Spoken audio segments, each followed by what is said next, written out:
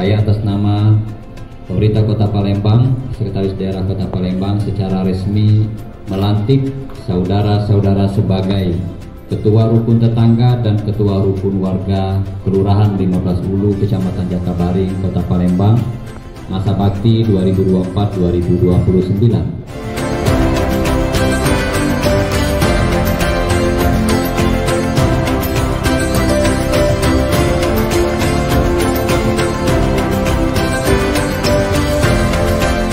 Semoga Pak RW PRT dapat melaksanakan amanah ini dengan sebaik-baiknya.